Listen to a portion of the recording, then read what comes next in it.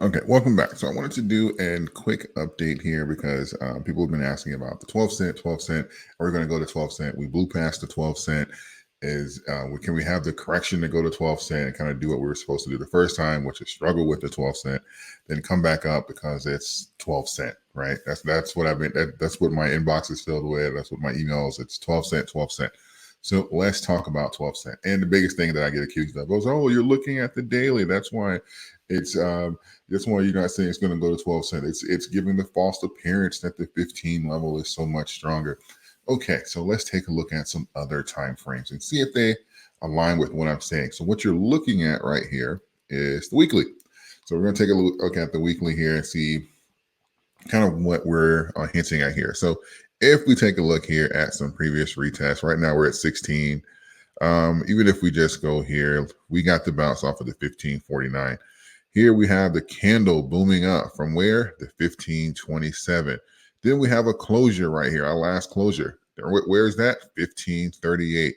Right? Where did we get the rally from in the huge spike? At the 1291 here for that week. That is where we had the push down and then we had the rally. So we have closure, open, open, all around 15. Then we go back here to October.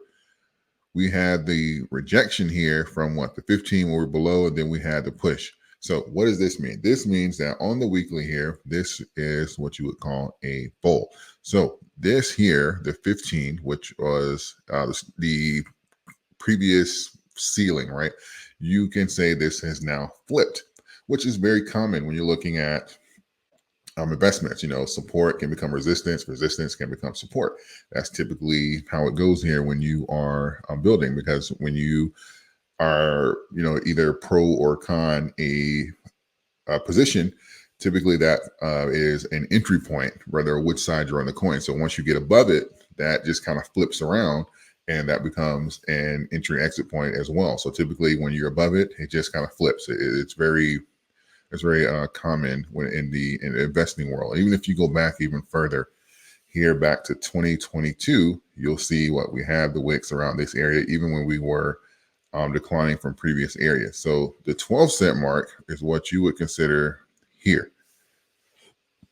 If you look at the past year, I say, literally a year, 2 years, really, you will see that around the 12 cent mark on the weekly here, typically we blew past it. That was not something on the weekly that we stayed at. If we were there, we weren't there for long. We didn't maintain it. We either rejected off of it or we went past it. Something similar to what we've done here. We went past it. We weren't rejected. And when we had the push down here, it was bought up very quickly and we ended up closing at, the 15. So that is not something that is crazy position. But we can take a look here. We can even go look at the 4 hour, right? So the 4 hour, where's 12 cent? 12 cent is down here, right? Down here, we have a couple rejections off of it. Now, in order for us to get the 12 cent off of the 4 hour, what we need to do is break the 15 mark here, which is something we've had rejections off of in this particular zone. 2, 3, 4, 5, 6, 7, 8. 8.5. I'll say like 8, 9 times we've had rejections here. So we would need to see a rejection here of something that has held up for, about 9 times, then fill this gap here, which is, if we're getting wicks like this here, I can only imagine what type of gap we would actually get to actually even close down here. Because we're not even talking about a spike or a rejection here, because it can fall down and then we just simply get bought up. And then it's only there for a few seconds. So you wouldn't catch it at 12 anyway, unless, you were just really lucky or happen to be, standing by your, on your phone or your computer at that particular time. So this is, and I'm not saying it's impossible. Let me just put that out there. I'm just saying it's unlikely for the momentum that we have right now. Even if we go look at the daily here. Let me go. Oh, wait, what am I doing?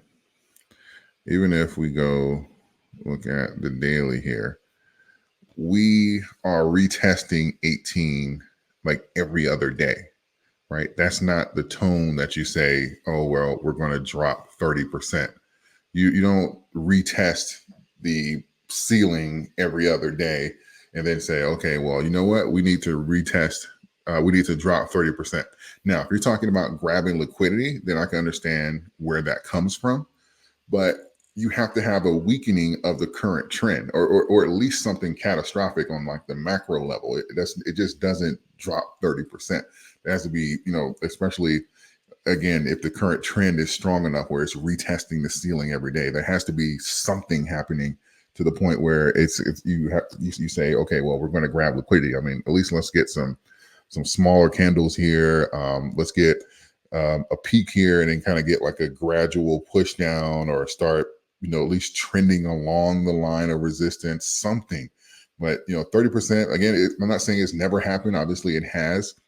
I'm just saying it's unlikely. So, just like you can have hopium to the upside, I feel like you can have hopium to the downside as well. And right now, it's just not saying that. Again, I could be wrong. I have to put my foot in my mouth if something crazy happens and it drops 30%. But it's just the charts aren't saying that right now. So, with that being said, I just wanted to address the 12-cent situation. So let me know your thoughts in the comments. Let me know if you think I'm wrong, right, kind of right, whatever you want to call it. Subscribe to the channel if you have not. If you enjoy TA and these videos, I certainly appreciate it. And I'll see you guys in the next one.